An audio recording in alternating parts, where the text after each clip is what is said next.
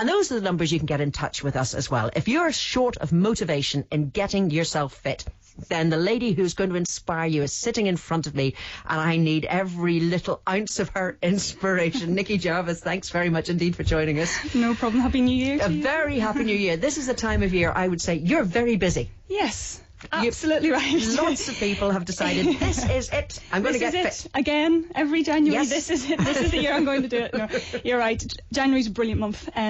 I love January. Everybody's so positive mental attitude about I'm going to get fit and healthy, I'm going to eat better, I'm going to achieve all those things that I want to achieve. So it's a very exciting time. And then comes February. And then not in February, end of January most of the time. So I keep joking, you want to do your fitness just as much as you want another turkey sandwich by the end of January. Yeah. You know, it kind of wears off quite quick.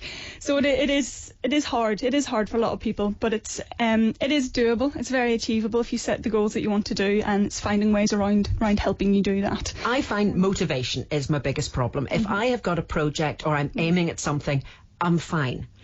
But if I have the choice of catching up on the programmes that I have recorded or going out and doing a good walk, I know what's going to win. Yeah. So how do we get that motivation, do you think? The first thing I say to clients at the tribal boot camps is when you want to set goals, you've got to have the desire to do it. You really want to have that change, whatever it may be, dropping a dress size or building muscle tone, whatever it is, or having your 5 a day, whatever. Once you've got that desire, you're halfway there. So it's then getting your goals set. And I always say to people, write down your goals. You know, actually physically write down what you want to do. Stick them on the fridge or wherever. I mean, on our Facebook page, the tribe are all writing their goals down on Facebook to support each other and to see what we all want to do.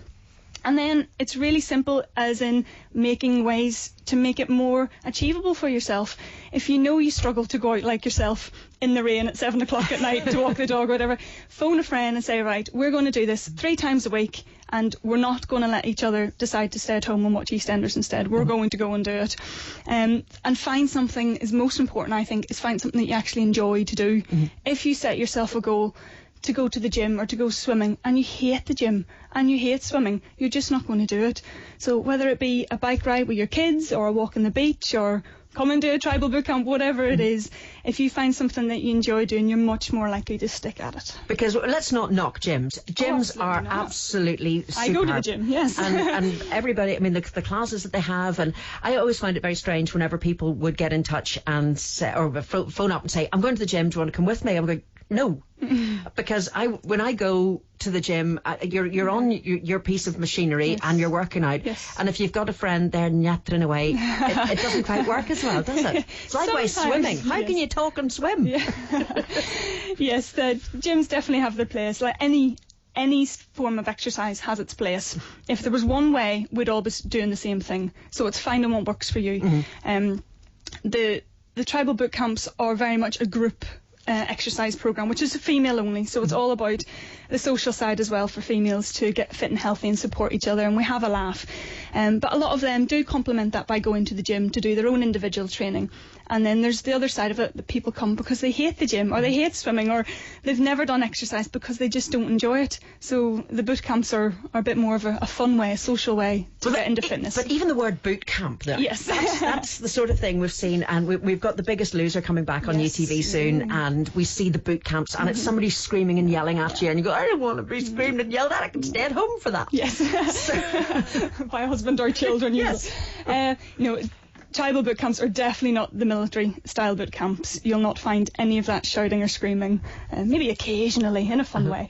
It's very much about the social side, about women having fun together. Each session is different, so every class that you come to is always outdoors, and we use nature. So we'll use the steps, we'll use benches, we'll use sand, we'll use whatever we can find around us, and we'll play games back to our childhood days in the playground. We'll play tag or we'll play stick in the mud.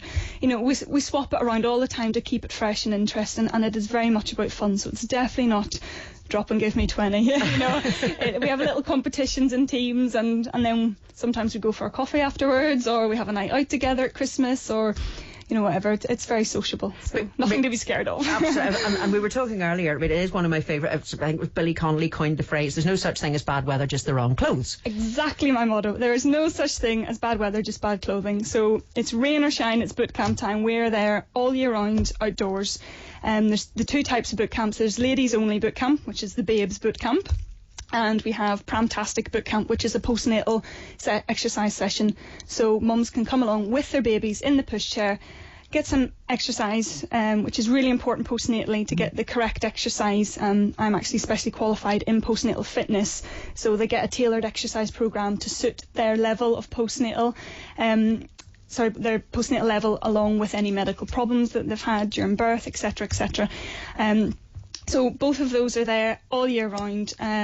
And we just get kitted up for the weather, and your skin's waterproof, it's fine. You can dry off. Absolutely, because I was telling you I went out for a walk during Christmas and New Year with a mate of mine along the Loch Shore and Belfast Loch, and it was teeming down, but it was really, really lovely, and just it was quite refreshing. And there's something about being in the outdoors, and I know the endorphins get flowing with the exercise, Absolutely. But that fresh air coming into your lungs and it just makes you a lot more positive as well. Absolutely. There's research there to back it up that being outdoors is really good for mental well-being, especially linking in there with the postnatal. We did a lot of research over in England as well about the benefits of being outdoors with postnatal, about helping with postnatal depression. So you combine that with exercise, you're exercising outdoors, it really helps with peer support not only, but with postnatal depression. And with the ladies only, they come, for instance, last night it was pouring with rain, we got absolutely drenched, our feet were soaked, but we were out there doing a bit of boxing, doing some cardio, doing some games, and they absolutely loved it. By the end of the night they were all energised and blowing away the cobwebs of the day at work. I'm starting to think that this could be good for me, because it's dark and you wouldn't be able to see me, so I'd be in the back doing nothing. You also mentioned the health benefits and also anybody who's had a medical complication, certainly surrounding having babies or whatever, but that's so important for anybody who's going to exercise. Absolutely.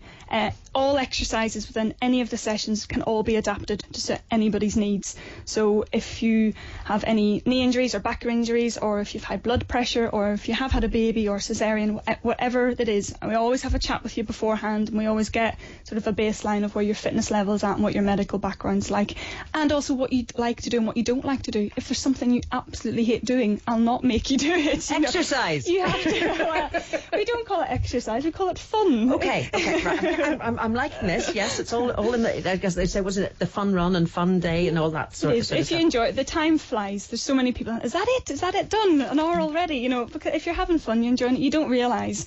And then the next day they're always texting me or putting on Facebook, ow, I can feel it now. I didn't mind it at the time, and now I can't get off the seat. And what about diet as well? Do you talk about people's diets and things that they should be eating? And absolutely, yes. I'm there to answer all questions with health and fitness at all the sessions. So often I get people sort of staying behind at the end, wanting advice about how to incorporate healthier eating into their lifestyle, or what types of food they should, because it's so confusing, Pam. There's so much information out there about nutrition and exercise, and I'm a fitness instructor and personal trainer and pre and postnatal instructor for 15 years nearly, and I'm confused when I read things in magazines, and no wonder the clients are confused and the general public are. So yes, we talk a lot about it. Food is our fuel. Absolutely. It's as simple as that. And I'm a great believer in a little bit of what you fancy does you good. Yes. Now, we do know that, if you eat massive amounts of sweets, you're going to put on weight. If you eat a huge amount of carbs only, you're going to possibly put on weight. But it's mixing everything. I mean, as we say, the body does need fuel. You need your carbs, you need your protein. It's a very complicated aspect, is food. But it's finding what's achievable for you. If you are happy to make massive sacrifices, I'm never eating chocolate ever again, and you think you can stick to it, great, I'll support you 100% of the way. If you're realistic about it and think, do you know what, I am going to have a Mars bar once in a while, fine, don't feel guilty about it. It's not the end of the world. If you incorporate the rest of your nutrition into it, along with your exercise and a positive mental attitude about doing it, no problem, you can get there. I am going to look like Cindy Crawford. I need to grow about a foot, but I can't help that, I'm afraid. Nikki, thank you so much indeed for the motivational, and I shall be. And I'll see you at boot camp. Yes, I'll be putting the diet mixer into my gin. Thank you. No problem.